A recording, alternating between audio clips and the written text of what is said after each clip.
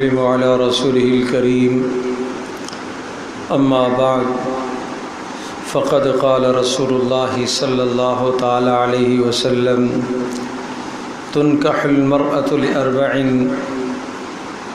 لمالها ولحسبها ولجمالها ولدينها فاظفر بذات الدين تربت يداك او کما قال علیہ الصلاۃ والسلام۔ رسول اکرم صلی اللہ تعالی علیہ وسلم نے جو ہمیں مبارک زندگی عطا فرمائی ہے، اس مبارک زندگی میں ہر لمحے کے لیے، ہر وقت اور ہر زمانے کے لیے اور آدمی کی عمر کے ہر تقاضے کے لیے احکام موجود ہیں۔ انسان کا بچپن کیسے ہو، لڑکپن کیسا ہو، جوانی کیسے گزارے، جوانی کے بعد ازدواجی زندگی سے منسلک ہونے کے لیے کیا کیا کرنا چاہیے، پھر ازدواجی زندگی کے بعد کس طرح سے وقت گزارے، ایک مرد ازدواجی زندگی میں کن اصولوں کو مد نظر رکھے اور ایک خاتون ازدواجی زندگی کو خوشگوار بنانے کے لیے کیا اصول اپنائے، پھر اس کے بعد اللہ پاک اولاد عطا فرمائے تو اس اولاد کو اس دنیا کا سب سے بڑا اور سب سے قیمتی سرمایہ بنانے کے لیے کیا محنت کی جائے، اور پھر اس اولاد کو مرنے کے بعد صدقہ جاریہ بنانے کے لیے کیا محنت کی جائے۔ پیارے رسول صلی اللہ تعالی علیہ وسلم کی مبارک تعلیمات ان تمام کے تمام مسائل سے متعلقہ رہنمائی کر رہی ہے۔ آپ کی تعلیمات مکمل طور پر آدمی کے لیے رہنما ہے۔ آج کی اس نشست میں پیارے رسول صلی اللہ تعالی علیہ وسلم کی مبارک احادیث میں سے ایک حدیث مبارکہ جس کے راوی حضرت ابو ہریرہ رضی اللہ تعالی عنہ ہیں، جس حدیث کو امام بخاری رحمۃ اللہ علیہ نے اپنی صحیح بخاری میں ذکر فرمایا ہے، اس حدیث کا ترجمہ اور اس کی مختصر تشریح عرض کرنی ہے۔ مبارک حدیث میں رسول اکرم صلی اللہ تعالی علیہ وسلم نے نکاح کے 4 معیار بتلائے، کن بنیادوں کو مد نظر رکھ کر کسی لڑکی سے نکاح کیا جاتا ہے۔ آپ اپنے بیٹے کے لیے رشتہ منتخب کرنا چاہتے ہیں تو اپنے بیٹے کے لیے جس لڑکی کا انتخاب کرتے ہیں وہاں کیا چیز دیکھی جائے؟ ایک ہے میری سوچ، ایک ہے آپ کی سوچ، ایک ہے خاندان کے بڑوں کی سوچ، اور ایک ہے پیارے رسول صلی اللہ تعالی علیہ وسلم کی سوچ۔ سب کے سب انسان کائنات کے سارے اولین آخرین سب انسانوں کی سوچ ایک طرف، محمد رسول اللہ صلی اللہ علیہ وسلم کی سوچ ایک طرف۔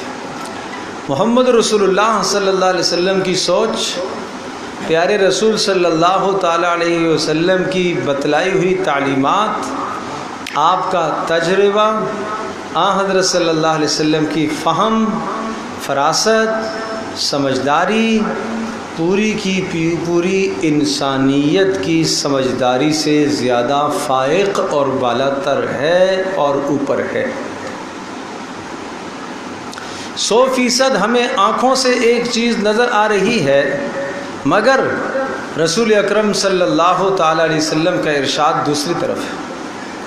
ہمیں 100% آنکھوں سے یہ شے کامیاب نظر آ رہی ہے، یہ راستہ بہتری کا نظر آ رہا، مگر رسول اکرم صلی اللہ تعالی علیہ وسلم کی سوچ دوسری طرف ہے۔ تو میں یہ کہوں گا، میرے ایمان کا یہ تقاضا ہے کہ میری آنکھوں کا دیکھنا غلط ہو سکتا ہے، پیارے رسول صلی اللہ علیہ وسلم کی رائے، آپ کا مشورہ، آپ کی بات غلط نہیں ہو سکتی۔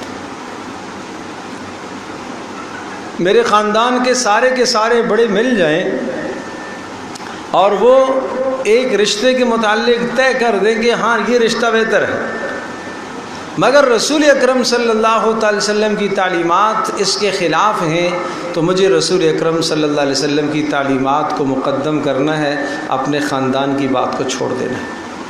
میرا ایمان ہونا چاہیے کہ میرے لیے کامیابی 100% محمد رسول اللہ صلی اللہ علیہ وسلم کی تعلیمات میں ہے، نہ کہ اپنے خاندان کی سوچ میں۔ اس سے ایک بہت بڑی بات کہنے لگا ہوں، بہت اہم بات کہنے لگا ہوں، اور اس بات کو اگر اپنے دل پر نقش کر لے تو کبھی بھی یہ دل میں وسوسہ نہیں آئے گا، کبھی بھی شریعت سے ہٹ کر، سنت سے ہٹ کر کوئی کام نہیں کریں گے۔ اللہ کرے یہ بات دل میں بیٹھ جائے۔ ایک یہ ہے کہ باپ ہونے کی حیثیت سے میں اپنی بیٹی کے لیے کچھ سوچتا ہوں، آپ باپ ہونے کی حیثیت سے اپنی بیٹی کے لیے بہتر سوچتے ہیں، ایک عورت اپنی بیٹی کے لیے ماں ہونے کی حیثیت سے بہتر سوچتی ہے، ایک لڑکی اپنے بارے میں بہتر سوچتی ہے، اس لڑکی کا اپنے بارے میں بہتر سوچنا، اس لڑکی کی ماں کا اس کے بارے میں بہتر سوچنا، اور اس لڑکی کے باپ کا اس کے بارے میں بہتر سوچنا کتنا بہتر اور کتنا اچھا اور کتنی بہترین سوچ ماں بھی رکھ رہی ہوگی، باپ بھی رکھ رہا ہوگا، وہ لڑکی اپنے بارے میں بھی کتنی بلند سوچ رکھ رہی ہوگی۔ لیکن یہ تینوں کی تینوں سوچیں ایک طرف، محمد رسول اللہ صلی اللہ علیہ وسلم النبی اولا بالمؤمنین من انفسہم، محمد رسول اللہ صلی اللہ علیہ وسلم جو تمہارے بارے میں سوچتے ہیں، اور وہ جو تمہارے بارے میں مخلص ہیں، وہ تمہارے لیے تمہاری ماں سے بھی زیادہ مخلص، تمہارے باپ سے بھی زیادہ مخلص، یہاں تک کہ تمہارے لیے تمہاری جان سے بھی زیادہ مخلص ہیں، تمہارے لیے تمہاری جان سے بھی زیادہ مخلص ہیں۔ محمد رسول اللہ صلی اللہ علیہ وسلم تمہارے لیے تمہاری جان سے بھی زیادہ مخلص ہیں۔ میری ایک بیٹی کو، جوان بچی کو یہ سمجھنا چاہیے کہ محمد رسول اللہ صلی اللہ علیہ وسلم میرے لیے میری جان سے بھی، میری ذات سے بھی زیادہ مخلص، میری ماں سے بھی زیادہ مخلص، میرے باپ سے بھی زیادہ مخلص۔ میرے باپ کی ایک رائے ہے لیکن رسول اللہ کی تعلیم دوسری ہے، میری ماں کی ایک طرف رائے ہے مگر رسول اللہ صلی اللہ علیہ وسلم کی تعلیم دوسری ہے، میری ذات کی ایک رائے ہے مگر رسول اللہ صلی اللہ علیہ وسلم کی تعلیم دوسری ہے۔ اس موقع پر مجھے رسول اللہ صلی اللہ علیہ وسلم کی تعلیم کو اپنانا چاہیے، اس میں میرے لیے کامیابی ہے۔ تو اس لیے ارشاد فرمایا تنکح المرأۃ لاربعین، 4 چیزیں دیکھ کر لوگ عورت کا نکاح، عورت کو اپنے نکاح میں لے آتے ہیں۔ ایک لڑکی کے اندر 4 باتوں کو دیکھا جاتا ہے۔ کیا 4 باتیں؟ لمالہا، لوگ مالدار دیکھتے ہیں۔ میری سوچ یہ کہتی ہے، ذہن یہ کہتا ہے کہ کسی مالدار گھرانے کی لڑکی سے شادی کی جائے تاکہ اچھا خاصا بھاری بھرکم جہیز مل جائے، اور اگر جہیز کے ساتھ ساتھ گاڑی بھی مل جائے تو سبحان اللہ، اور گاڑی کے ساتھ اگر گھر اور مکان بھی مل جائے تو پھر تو کیا ہی کہنے، وارے نہارے ہو گئے، لاٹری نکل آئی ہے، پھر تو سب کچھ ہی مل گیا۔ اور اگر کوئی ایسا سسر مل جائے کہ جناب کسی فیکٹری کا مالک ہو تو بس سب کچھ ہی مل گیا۔ آج کا جوان ایسا رشتہ چاہتا ہے، آج کی ماں اپنے بیٹے کے لیے ایسا رشتہ چاہتی ہے، آج کا باپ اپنے بیٹے کے لیے ایسی لڑکی دیکھنا چاہتا ہے، کیونکہ میرے بیٹے نے یہ تعلیم حاصل کی ہے، میرے بیٹے نے یہ پڑھا ہوا ہے، میرے بیٹے نے اتنی ڈگریاں حاصل کی ہیں، میرے بیٹے نے یہ پڑھا ہے، میرے بیٹے نے یہ پڑھا ہے، لہذا مالدار لڑکی دیکھے۔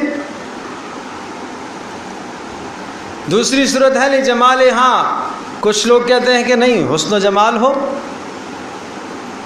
حسن کا پیکر ہو، حسن کا نمونہ ہو، اس جیسی پورے خاندان میں نہ ہو، ایسی جناب پری ہو، ایسی اس کی شکل ہو، ایسا اس کا حلیہ ہو، اتنا اس کا قد ہو، اتنا اس کا وزن ہو، ہر شے کو ناپ تول کر اپنے لڑکے کے لیے، اور دوسری لڑکیوں کو جب رشتے کے طور پر دیکھنے کے لیے جاتے ہیں تو وہاں پر مائیں بہنیں تبصرے کرتی ہیں اور دل خراش جملے بول کے آتی ہیں، نہیں جی اس کی تو ناک ٹھیک نہیں ہے، اس کے تو بال ٹھیک نہیں ہے، اس کی تو جناب جسم کی ساخت صحیح نہیں ہے۔ یہ کیا ظلم ہے بھائی، یہ کیا ظلم ہے؟ اس کو کس نے بنایا؟ اللہ نے بنایا۔ کیا وہ جینے کا حق نہیں رکھتی؟ آپ کو نہیں پسند ہے تو تبصرے نہ کریے نا، چپ ہو جائیے۔ کیوں اتنے بڑے بڑے معیار بڑھاتے ہیں؟ اتنے بلند و بالا معیار کیوں آپ قائم کر رہے ہیں؟ وہ ایک واقعہ ہے، عرب میں ایک عورت تھی اور اس کی یہاں بیٹی جوان ہوئی۔ جب بیٹی جوان ہوئی، بیٹی بڑی خوبصورت تھی، اس نے مہر رکھا 5 لاکھ ریال جو مہر دے گا اپنی بیٹی دوں گی۔ 5 لاکھ سے نیچے بات ہی نہیں کر رہے۔ بڑی مشکل سے مرا کے ایک جوان نے رقم جمع کی 3 لاکھ۔ 3 لاکھ ریال اس نے جمع کیے اور جا کر باپ سے کہا کہ ابا جان یہ میں نے جمع کیے ہیں 3 لاکھ، باقی آپ میرے ساتھ کوئی ہیلپ کریں، مجھے وہ لڑکی پسند ہے۔ اب وہ عورت بھی کیا دیکھ رہی ہے؟ مال دیکھ رہی ہے۔ اتنا بڑا بھاری برقم کیوں مہر متعین کر رہی ہے؟ خیر، باپ اس لڑکے کا سمجھدار تھا، اس نے کہا 3 لاکھ مجھے دیجئے، میں کچھ کرتا ہوں۔ چنانچہ یہ 3 لاکھ لے کے لڑکے کو لے کر اس عورت کے گھر میں پہنچ گیا اور جا کے کہا کہ میں بات کروں گا مگر بیچ میں بولنا نہیں ہے، آپ نے بات میری پوری ہونے دینا۔ جی بولیے، بات کیجئے، مگر مہر جو ہے 5 لاکھ سے کم نہیں ہوگا، پہلے بتا دیتی ہوں۔ عورت نے پہلے سے اعلان کر دیا۔ مرد نے بات کرنا شروع کی، کہا کہ جناب یہ لڑکا ہے میرا اور 1 لاکھ کیش مہر لے کر آیا ہے۔ پھر وہ بول پڑی، میں نے کہا نہیں تھا کہ 5 لاکھ سے کم کی بات نہیں۔ مرد نے کہا کہ میں نے کہا نہیں تھا کہ بیچ میں مت بولنا، بات پوری ہونے دینا۔ جی اچھا بولیے۔ کہا 1 لاکھ تو یہ لے کر آیا ہے اور 1 لاکھ میں لے کر آیا ہوں، اور میں آپ کو پیغام دیتا ہوں نکاح کا۔ آپ بھی بیوہ ہو، میں بھی پیغام دیتا ہوں نکاح کا۔ عورت خوش ہو گئی، اس نے کہا ٹھیک ہے قبول ہے، 1 لاکھ میں آپ کا پیغام بھی قبول ہے اور 1 لاکھ میں آپ کے بیٹے کا پیغام بیٹی کے لیے بھی قبول ہے۔ خوشی خوشی باہر آ گئے۔ لوگوں نے راستے میں پوچھا ہاں صاحب کیا ہوا؟ 5 لاکھ اس نے مہر رکھا ہوا تھا، کتنے میں بات بنی؟ اس آدمی نے کہا وہ تو 1 لاکھ میں بات بن گئی۔ کہا وہ کیسے؟ کہا مسئلہ یہ تھا کہ پہلے پرچون میں مال بک رہا تھا، ہم نے بات کی ہے ہول سیل کی بات کی ہے، تھوک کی بات کی ہے، مال سستا ہو گیا، مال سستا ہو گیا۔ پھر لڑکا جب اپنے گھر آتا ہے تو باپ سے کہتا ہے کہ ابا 1 لاکھ تو بچ گیا نا، 1 لاکھ تو آپ کا مہر ہے، 1 لاکھ میرا، 1 لاکھ بچ گیا، وہ مجھے دے دو۔ تو اب باپ نے کہا ارے بھائی تیری ماں کو بھی تو راضی کرنے کے لیے 1 لاکھ دینا ہے، دوسری کے لیے اسی کو بھی تو راضی کروں گا۔ تو بھائی یہ مال کے معیار ہیں، یہ مال کے معیار ہیں۔ اس لیے رسول اللہ صلی اللہ علیہ وسلم نے فرمایا کہ مال دیکھ کر لوگ نکاح کرتے ہیں، اور ولی حسب، ہاں حسب دیکھتے ہیں، خاندان دیکھتے ہیں۔ آج کل تو زیادہ تر مالداری دیکھی جاتی ہے، خاندان کوئی بات نہیں۔ ارے جی ہمیں خاندان سے کیا کرنا ہے، مال مل گیا تو خاندان سے کیا کرنا ہے۔ مگر پیارے رسول صلی اللہ تعالی علیہ وسلم نے بتلایا نہیں، مال کی بنیاد یہ بھی کچی بنیاد ہے، حسن و جمال یہ بنیاد بھی کچی ہے، حسب نسب اور خاندان اس کی بھی کوئی حیثیت نہیں، چونکہ مال بھی آنے جانے والی چیز ہے، ختم ہو جائے گا، حسن و جمال بھی ختم ہو جائے گا۔ 40 سال سے عمر متجاوز ہوگی، چہرے پر جھریاں پڑنا شروع ہو جائیں گی، بڑھاپا آ جائے گا، دانت ٹوٹ جائیں گے، سب حسن ختم، بالوں میں سفیدی آ گئی، ہاتھوں میں لڑکھڑاہٹ آ گئی، آنکھوں کی بینائی متاثر، کانوں کی سنوائی متاثر، حسن سارا ختم۔ حسب نسب کر کے کیا دے گا؟ حسب نسب کیا کر کے دے گا؟ رسول اللہ صلی اللہ تعالی علیہ وسلم کا ارشاد گرامی ہے کہ جس شخص کے عمل نے اس کو پیچھے کر دیا اس کو اس کا نسب آگے نہیں بڑھا سکتا۔ انسان حسب نسب سے آگے نہیں بڑھتا۔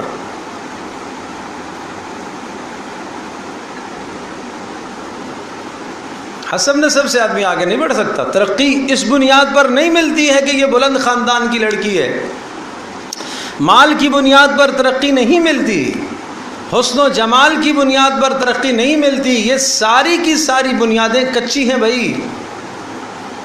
یہ سب بنیادیں گر جانے والی ہیں، یہ سب کی سب بنیادیں تباہ ہو جانے والی ہیں، یہ سب کی سب بنیادیں دیر پا نہیں ہیں۔ جیسے جیسے وقت گزرتا چلا جائے گا ان بنیادوں کو دیمک لگنا شروع ہو جائے گا۔ ایک بنیاد ایسی ہے ہر دن وہ مضبوط سے مضبوط تر ہوتی چلی جائے گی۔ آپ نے ارشاد فرمایا ولی دینہا، لوگ دین بھی دیکھتے ہیں، فاظفر بذات الدین تربت یداک، کامیابی چاہتے ہو تو پھر دین دیکھ کر شادی کرنا۔ کیا کہا؟ کامیابی چاہتے ہو تو پھر دین دیکھ کر شادی کرنا۔ آج کیوں اس حدیث پر عمل نہیں ہے؟ آج کیوں اس حدیث پر ایمان نہیں ہے کہ کامیابی چاہتے ہو تو پھر دین دیکھ کر شادی کرنا، پھر مال نہ دیکھنا، پھر حسن و جمال نہ دیکھنا، پھر حسب نسب نہ دیکھنا، کامیابی چاہتے ہو۔ ارے ہر ماں اپنے لڑکے کے لیے جو لڑکی لانا چاہتی ہے وہ یہ چاہتی ہے نا کہ میرا لڑکا کامیاب ہو جائے، ہر باپ یہ چاہتا ہے کہ میرا لڑکا کامیاب ہو جائے۔ تو پھر کیا ہے کامیابی کے لیے؟ فاظفر بذات الدین، دینداری کو اختیار کرو، تربت یداک، اللہ اس پر تمہیں کامیابی عطا کرے گا۔ تمہارا جی مانے یا نہ مانے، تمہارے ہاتھ خاک آلود ہو جائیں، خاک میں مل جاؤ، تم مانو یا نہ مانو، تم تسلیم کرو یا نہ کرو، تمہاری عقل مانے یا نہ مانے، اللہ کے رسول صلی اللہ علیہ وسلم کا فیصلہ ہے، کامیابی اس میں، کامیابی اس میں ہے۔ آج عمریں کیوں ڈھل جاتی ہیں؟ جوانوں کی عمریں بھی ڈھل جاتی ہیں، ڈھلتے ڈھلتے عمریں کہاں پہنچ گئی ہیں؟ نکاح کا انتظام ہی نہیں ہو رہا۔ کیوں جی؟ اس لیے کہ لڑکے نے خود بھی اپنے معیار اتنے بڑھائے ہوئے ہیں، ماں نے بھی معیار بلند کیے ہوئے ہیں، باپ نے بھی معیار بلند کیے ہوئے ہیں، لڑکی پسند نہیں آ رہی ہے، 10 رشتے دیکھ لیے، پسند نہیں آ رہی لڑکی۔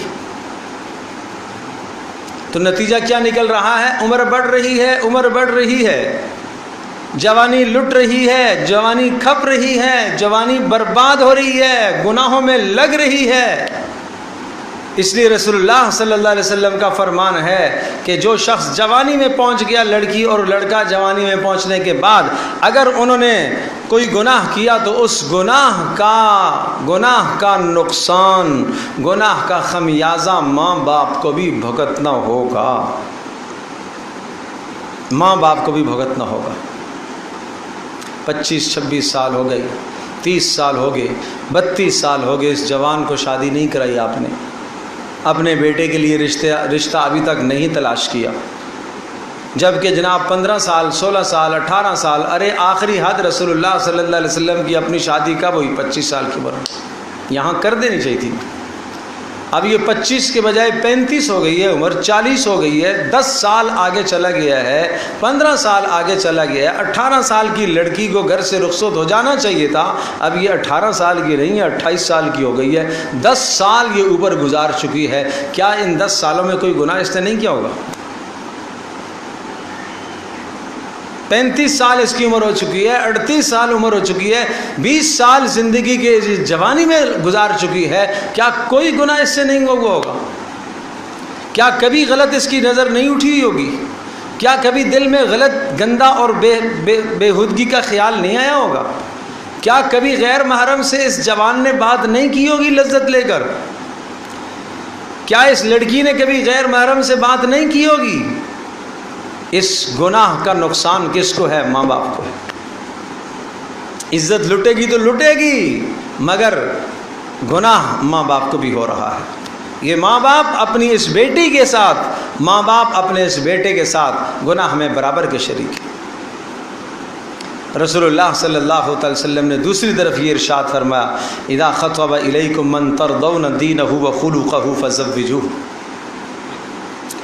کہ جب تمہارے پاس پیغام ایسے لڑکے کا آ جائے، ادھر لڑکی کے متعلق کیا بتایا کہ 4 چیزیں دیکھی جاتی ہیں، ان میں سے تم دین دیکھو، باقی تینوں کو چھوڑ دو، وہ 3 کی 3 بنیادیں کچی ہیں، لہٰذا اپنے لڑکے کے لیے دیندار لڑکی کا انتخاب کرو۔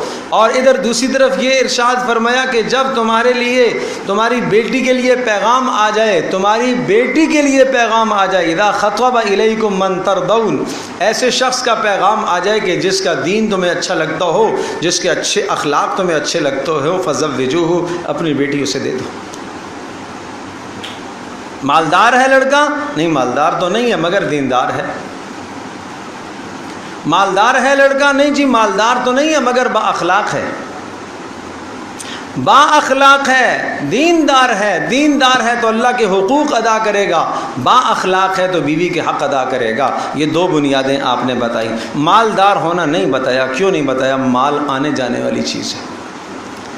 آج اس کی آمدنی ہے، ماہانہ آمدنی ہے 4 لاکھ 6 لاکھ اس کی آمدنی ہے، کیا پتہ کل کیا حالات ہو جائے، کل زیرو پر آ جائیں۔ اگر آپ نے بنیاد مال ہی کو دیکھنا ہے تو کل اگر وہ زیرو پر آ گیا تو رشتہ ٹوٹ جائے گا، اس لیے کہ بنیاد کچی ہے نا۔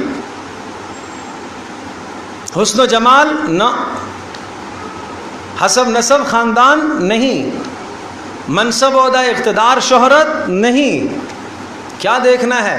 لڑکے کا پیغام آ جائے لڑکی کے لیے تو لڑکے میں 2 باتیں دیکھو، اخلاق اس کے دیکھو اور اس کا دین دیکھو بس۔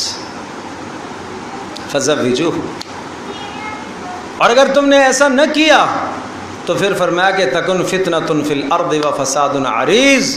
اگر تم نے ایسا نہ کیا تو یاد رکھنا اے لڑکی والو، اے لڑکے والو، اگر تم نے ایسا نہ کیا تو اس دھرتی پر بڑا فتنہ پیدا ہوگا اور بہت لمبا چوڑا فساد پھیلے گا۔ پھر اگر تم نے طرفین سے، دونوں طرفوں سے اگر آپ نے بنیاد دینداری کو نہ بنایا تو پھر فساد ہی فساد ہے، پھر تباہی ہی تباہی، پھر وہ ایسی تباہی گھر میں داخل ہوگی، ایسی بے حیائی اور تباہی داخل ہوگی کہ ساری زندگی تم روتے رہو گے مگر اس کی تلافی نہیں ہو سکے گی، مگر اس کی تلافی نہیں ہو سکے گی بھائی، نہیں ہو سکے گی۔ ایسے گھرانوں کو ہم جانتے ہیں، کتنے گھرانوں کو میں جانتا ہوں، ماں باپ نے تاخیر کی، لڑکوں نے اپنی مرضی کی، لڑکیوں نے اپنی مرضی کی، ایسے رشتوں کا انتخاب کیا جہاں دینداری ہی نہیں ہے۔ ارے دینداری کیا، مذہب اسلام ہی نہیں ہے بھائی۔ لڑکی غیر مذہب کے ساتھ شادی کر رہی ہے، لڑکا غیر مذہب کے ساتھ شادی کر رہا ہے۔ یہ سب کچھ نوبتیں کیوں آئی ہیں؟ ماں باپ کی سستی کی وجہ سے۔ ماں باپ نے سمجھداری والا معاملہ نہیں کیا۔ بچیاں جب بلوغ کو پہنچے تو ماں باپ کا کام ہے، ماں باپ کا کام ہے۔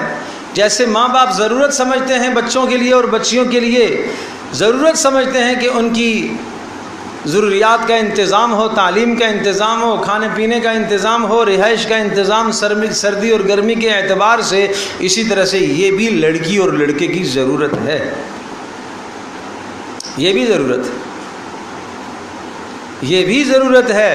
اور اس میں لڑکیوں کی عمریں ڈھل جاتی ہیں، کرتے جناب 30 سال ہو گئی، 35 سال ہو گئی، 40 سال ہو گئی، 45 سال ہو گئی، ارے اب تو کوئی رشتہ آ جائے کرنے کو تیار ہے، لیکن اب تو کہاں ہے؟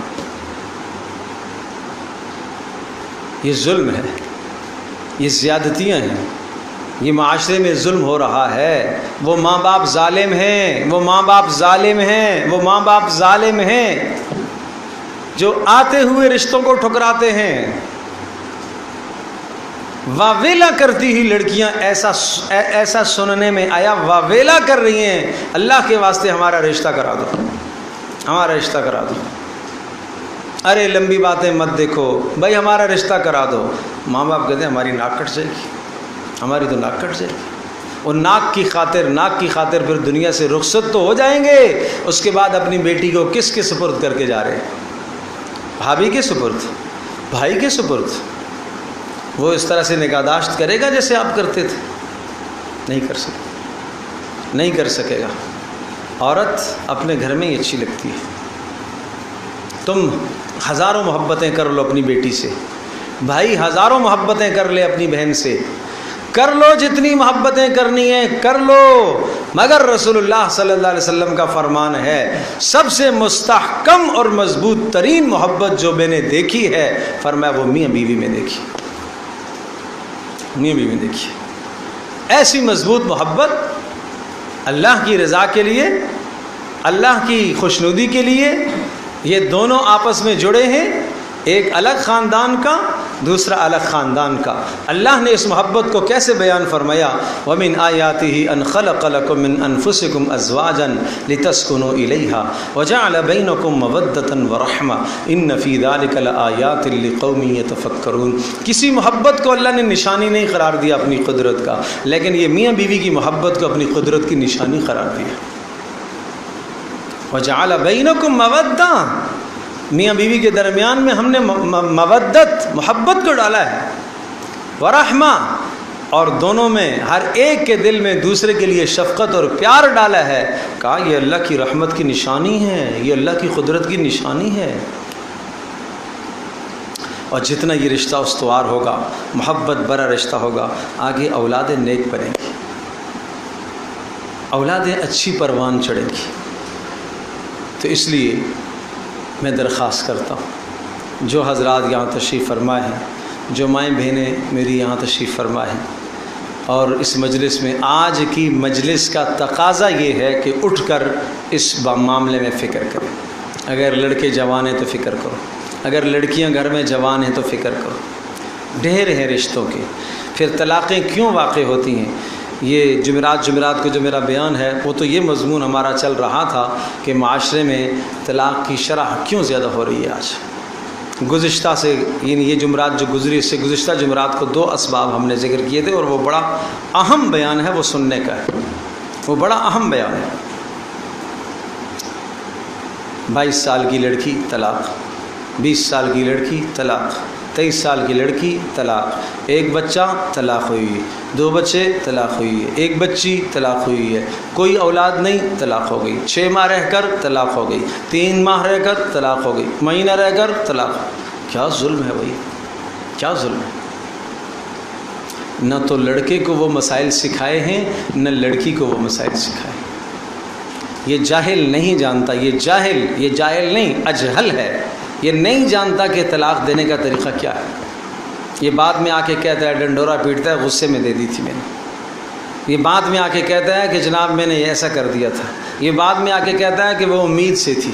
اس جاہل کو نہیں پتہ کہ طلاق تو ہر حال میں واقع ہوتی ہے۔ اس کو سیکھنا چاہیے تھا نا، اسے باپ کو سکھانا چاہیے تھا کہ بھائی تو لڑکی کسی کی گھر میں لے کر آ رہا ہے، شادی کے مسائل تو سیکھ، احکام تو شادی کے سیکھ۔ ماں کو سکھانا چاہیے تھی نا بیٹی کے لیے کہ بیٹی تو دوسرے کے گھر میں جائے گی، کس حد تک تجھے سمجھوتا کرنا ہے، کہاں تک تجھے سمجھوتا کر لینا ہے، کب تجھے طلاق کا مطالبہ کرنے کی گنجائش ہے اور کب تجھے خلا کا مطالبہ کرنے کی گنجائش ہے۔ ذرا سی بات پر تو خلا کا مطالبہ کر بیٹھتی ہے، طلاق کا مطالبہ کر بیٹھتی ہے، اور یہ کہتی ہے مجھے طلاق دے دو، وہ بھی کہتا ہے جاؤ طلاق دے دی، ہو گئی بس۔ نہ اس کو پتہ ہے، نہ اس کو پتہ ہے، نہ اس بے وقوف کو پتہ ہے کہ جناب اگر وہ ایک لفظ بول دے گا تو میں فارغ ہو جاؤں گی، اور نہ اسے پتہ ہے کہ یہ لفظ اگر میرے منہ سے نکل گیا تو میں یہ فارغ کر دوں گا اس کو۔ اسے نہیں معلوم ابغض المباحات الی اللہ عند اللہ الطلاق، جو جائز کام ہیں ان جائز کاموں میں سب سے بدترین کام طلاق ہے۔ اللہ تعالیٰ تو نہیں چاہتا خاندان کا ٹوٹنا، اللہ تعالیٰ تو نہیں چاہتا خاندان کا شیرازہ بکھر جائے۔ یہ ہماری بے دینی ہے، یہ ہماری جہالت ہے، یہ ہمارے احکام کا نہ جاننا ہے، احکام کو نہ سمجھنا ہے، تب یہ نوبتیں پیش آتی ہیں بھائی۔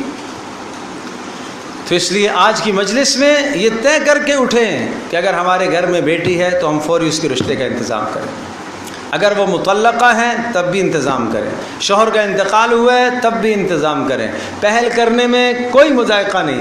عمر رضی اللہ تعالی عنہ بیٹی بیوہ ہو گئی، خود تشریف لے گئے، خود پہل کر رہے ہیں، خود بکر صدیق رضی اللہ عنہ سے پوچھ رہے ہیں، عثمان ذو النورین رضی اللہ تعالی عنہ سے پوچھ رہے ہیں، خود پوچھ رہے ہیں۔ کیا مذائقہ ہے بھائی؟ ضرورت ہے، ایک عورت کو ضرورت ہے، ایک مرد کو ضرورت ہے۔ تو اس لیے اس معاملے میں آدمی کو بہت ہوشیاری سے، سمجھداری سے کام لینا چاہیے، اور ماں باپ کو بھی بہت خیال سے کام لینا چاہیے۔ رشتوں کو نہ ٹھکرایا کرو، بڑی باتیں نہ کیا کرو، بس دینداری دینداری دینداری دونوں طرف سے۔ آپ نے فرمایا عورت کا مال دیکھا جاتا ہے، حسن و جمال دیکھا جاتا ہے، خاندان دیکھا جاتا ہے، تم دین دیکھنا، کامیاب ہو جاؤ گے۔ ہم کہتے ہیں کہ مال دیکھیں گے کامیاب ہو جائیں گے، اور اللہ کے نبی فرما رہے ہیں تم دین دیکھنا تو کامیاب ہو جاؤ گے۔ ہماری سوچیں غلط ہو سکتی ہیں، اللہ کے نبی کی سوچ غلط نہیں ہو سکتی۔ اور ادھر ہم چاہتے ہیں کہ لڑکے میں یہ صفات ہوں، اتنا اتنا کماتا ہو، لیکن اللہ کے نبی صلی اللہ علیہ وسلم نے فرمایا ایسا پیغام آ جائے کہ جس کا دین اچھا ہو اور اخلاق اچھے ہوں، آپ نے مال کی بات ہی نہیں کی۔ ٹھیک ہے، شادی کر دینا، اللہ برکت دے گا۔ ادھر قرآن کریم میں کیا ارشاد فرمایا؟ کیا ارشاد فرمایا؟ وَأَنكِحُوا الْأَيَامَ مِنكُمْ وَالصَّالِحِينَ مِنْ عِبَادِكُمْ وَإِمَائِكُمْ، بے نکاحوں کے نکاح کراؤ اے سرپرستو، اے ماؤ نکاح کراؤ۔ اے اللہ فقیر ہیں، ان یکونوا فقراء یغنیہم اللہ من فضلہ، اگر فقیر ہے تو اللہ اپنے فضل سے انہیں غنی کرے گا۔ اللہ کا وعدہ ہے غنی کرنے کا، اللہ غنی کرے گا، اس وعدے پر ایمان رکھو۔ کوئی آدمی کہتا ہے ٹھیک ہے بھائی آپ اپنے بیٹے کی شادی کراؤ، بیٹی کی شادی کراؤ، سارا خرچہ میں برداشت کروں گا، فلاں نے ذمہ داری لے لی ہے، یقین ہو جاتا ہے۔ اللہ کہہ رہا ہے میں ذمہ داری اٹھا رہا ہوں، ان یکونوا فقراء، اگر فقیر ہے تو میں غنی کروں گا۔ تو اللہ کی بات پر کیوں ایمان نہیں؟ اللہ پاک مجھے بھی آپ کو ہم سب کو عمل کی توفیق عطا فرمائے۔ وآخر دعوانا الحمد للہ رب العالمین، الحمد للہ رب العالمین، والصلاة والسلام علی سید الانبیاء والمرسلین وعلی آلہ وصحبہ امتی اجمعین۔ اللهم إنا نسألك الهدى والتقى والعفاف والغنى، اللهم استر عوراتنا وآمن روعاتنا، يا حي يا قيوم برحمتك نستغيث، أصلح لنا شأننا كله ولا تكلنا إلى أنفسنا طرفة عين، سبحانك اللهم وبحمدك نشهد أن لا إله إلا أنت نستغفرك ونتوب إليك، وصلى الله تعالى على خير خلق محمد صلى الله عليه وسلم. www.darsequran.com